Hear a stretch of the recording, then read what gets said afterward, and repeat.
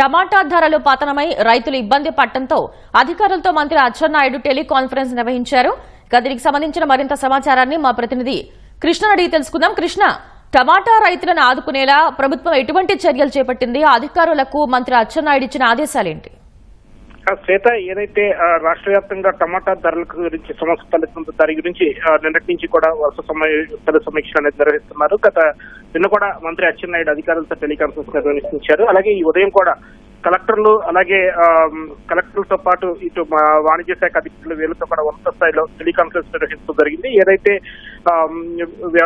ఈ టమాటా రైతులకు సరైన గిట్టుబాటు ధరలు లభించేలాగా చేపట్టాల్సిన చర్యలపై ఈ సమీక్షలో భాగంగా వెల్లడించారు. ఏదైతే టమాటా ధర చాలా తక్కువగా పడుతున్న అనంతపురం జిల్లా నుంచి ప్రభుత్వమే టమాటాను మంచి ధరకు అంటే దాదాపుగా కిలో 8 రూపాయల వరకు కొనుగోలు చేసి అన్ని జిల్లాల రైతులకు సరఫరా చేయాలని చెప్పి నిర్ణయించడం జరిగింది సమీక్షలో. అలాగే ఈ రోజు దాదాపు 1000 క్వింటాల వరకు టమాటాను అనంతపురం, కర్నూలు, విజయనగరం, అనకాపల్లి జిల్లాల నుంచి సేకరించినట్లు కూడా ఆయన వెల్లడించారు.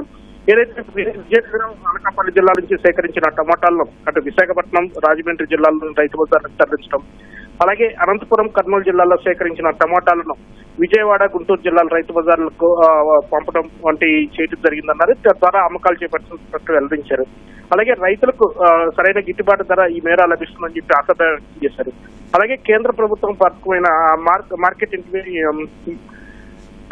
ఇంటర్నేషనల్ పథకం, అలాగే మార్కెట్ వంటి వాటిలో రాష్ట్రంలో ఉన్న టమాటాలను అన్ని ఆపరేషన్ ఖర్చులను భరించేలాగా కూడా చర్యలు తీసుకుంటున్నట్లు మంత్రి వెల్లడించారు. ఏదైతే టమాటా కొరత ఉన్న ఇతర రాష్ట్రాలు తమిళనాడు కానీ, అలాగే తెలంగాణ కానీ, మధ్యప్రదేశ్ కానీ, మహారాష్ట్రలో కూడా విక్రయించడానికి ఇప్పటికే కేంద్ర ప్రభుత్వంతో సంప్రదింపులు జరుపుతున్నట్లు కూడా ఆయన వెల్లడించడం జరిగింది. మొత్తంగా దీనివల్ల కిలో టమాటా ఈ చర్యల వల్ల 10 రూపాయల నుంచి 15 రూపాయల వరకు రైతులను ఆదుకునేందుకు వెసులుబాటు కలుగుతుందని చెప్పి ఆయన ఆశ వ్యక్తం చేశారు. రాష్ట్రంలో ఉన్న ప్రాసెసింగ్ యూనిట్లకు కూడా ఈ టమాటాను పంపి రైతుల నుంచి గిట్టుబాటు ధర వచ్చేలాగా అన్ని ప్రభుత్వ చర్యలు తీసుకుంటుందని చెప్పి మంత్రి వెల్లడించడం జరిగింది. ధన్యవాదాలు కృష్ణ.